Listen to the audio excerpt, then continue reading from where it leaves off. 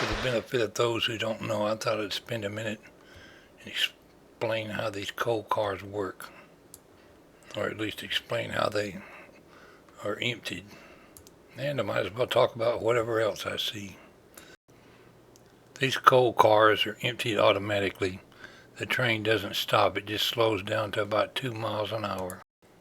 When the train reaches the power plant, this train is driven across a large railroad trestle-type bridge that's open with an open area below it. Each car has a large pneumatic piston that extends. It's indicated here by a red arrow. The piston extends in the direction of the green arrow and operates the I-beam linkage that runs down the center of the car that you can't see, indicated here by red lines. This I-beam is connected by linkages that are connected to the doors.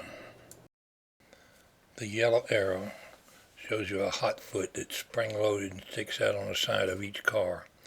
It makes contact to some controls that are on the railroad trestle operated by the people unloading the train. An electrical signal sent through that hot foot automatically opens the doors. The train rolls along on the trestle until the car is empty, and another electrical system will close the doors. If the electrical system fails, there's a way to manually override the door and make it empty, but I won't explain that for security reasons.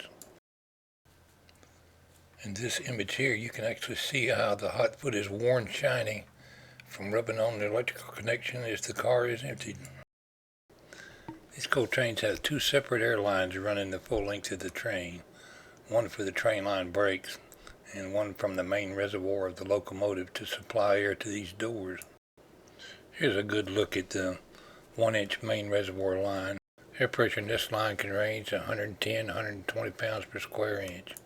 The 1¼ inch train line for the air brakes is usually around about 70 pounds. The sign says stand clear of the doors, and there's a good reason for that. When that door snaps open under the pressure of all the weight of the coal that's against it, it'll break your leg if you're anywhere near it. And I know from experience you will be covered up with a ton of coal dust because it's going to blow everywhere. The braces you see here on the doors is just to give the doors some strength. If it wasn't for those braces, those little lightweight doors would be bent all to heck from the weight of all the coal that's on them.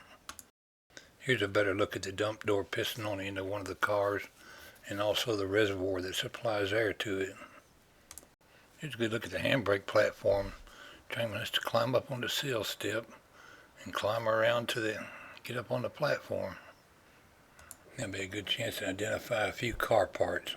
1-inch main reservoir hose. Air cutout valve.